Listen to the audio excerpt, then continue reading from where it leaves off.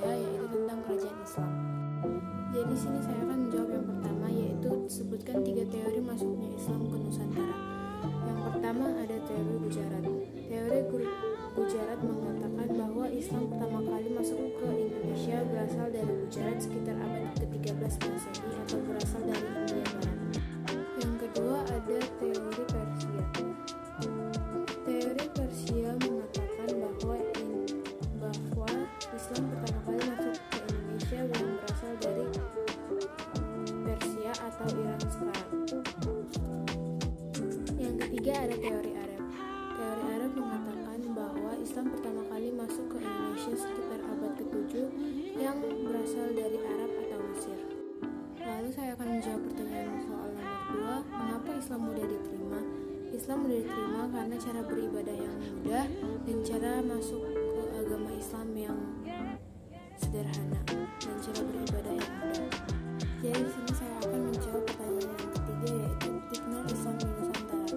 Jadi titik nol Islam di Nusantara yaitu Batu Gerigis, Kecamatan Barus, Kabupaten Tapanuli Tengah, Sumatera Utara. Lalu di sini saya akan menjawab pertanyaan yang keempat, yaitu sebutkan kesultanan yang ada di daerah Sumatera Utara. Yang pertama ada Kesultanan Delhi, Kesultanan Serdang, Kesultanan Asahan, Kesultanan Haru, Kesultanan Limalaras, dan Kesultanan Dasanawala. Lalu di sini saya juga akan menjawab pertanyaan yang kelima, bukti Islam di Nusantara.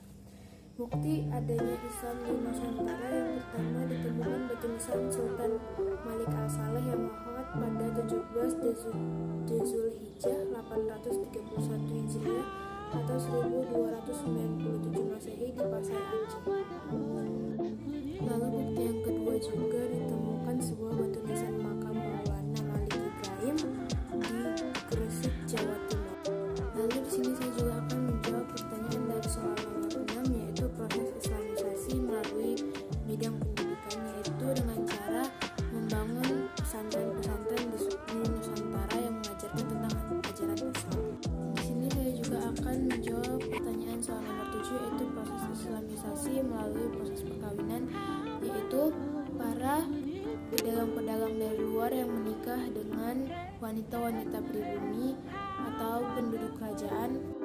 Lalu pertanyaan soal nomor 8, yaitu proses Islamisasi melalui proses perdagangan, yaitu para pedagang-pedagang dari luar juga yang membawa ajaran Islam dan menyebarkan ajaran tersebut saat bertemu dengan para warga Nusantara. Yang ke-10 ada proses Islamisasi melalui proses politik, yaitu dengan cara menaklukkan kerajaan-kerajaan Hindu-Buddha dan mengambil alih dengan raja yang menganut ajaran Islam dan mewajibkan seluruh warganya untuk mengikuti ajaran Islam. Lalu yang ke-9 ada proses Islamisasi melalui proses kesenian, yaitu mereka menyebutnya dengan proses alkulturasi atau penyebaran corak-corak Islam. Sekian penjelasan saya tentang kerajaan Islam. Akhir kata saya ucapkan terima kasih.